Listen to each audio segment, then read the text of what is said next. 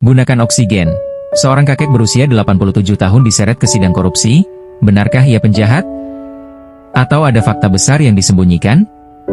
Hari itu, Palembang digegerkan. Seorang kakek 87 tahun, terbaring sakit, dengan oksigen, infus, dan tenaga yang hampir habis, dipaksa hadir sebagai terdakwa kasus korupsi.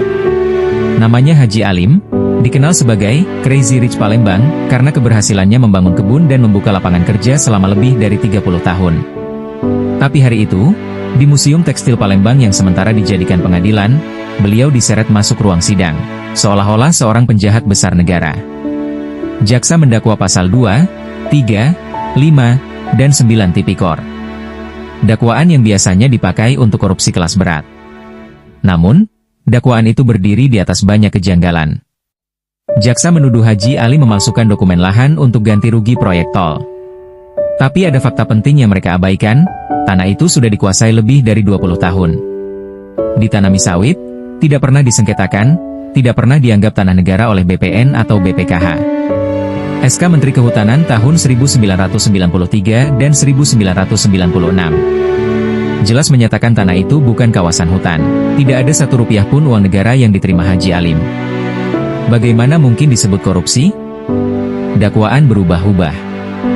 Jan Maringka, Ketua Tim Hukum, menemukan patok sita jaksa justru berada di dalam HGU resmi, bukan di tanah yang mereka tuduhkan. Kerugian negara Rp127 miliar? Angka ini datang dari perhitungan asumtif KJPP. Diganti dengan asumsi BPKP. Tidak ada transaksi. Tidak ada ganti rugi dibayarkan. Tidak ada uang negara keluar. Hukum mengajarkan, kerugian negara harus nyata, bukan imajinasi. Haji Alim bukan mafia tanah. Beliau seorang pengusaha tua yang berjuang sejak muda, membuka lahan di masa negara bahkan belum menata kawasan.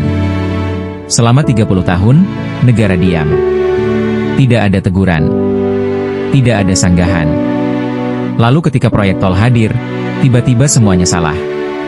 Dan yang diseret bukan institusi yang lalai, bukan BPN, bukan BPKH. Tapi seorang kakek renta yang bahkan berdiri pun sudah tak mampu.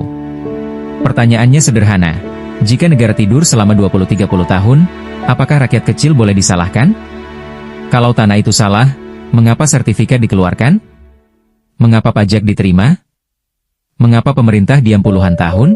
Apakah pantas kesalahan institusi dibebankan kepada satu orang tua yang sedang sakit? Kita tidak membela kejahatan. Kita membela kebenaran.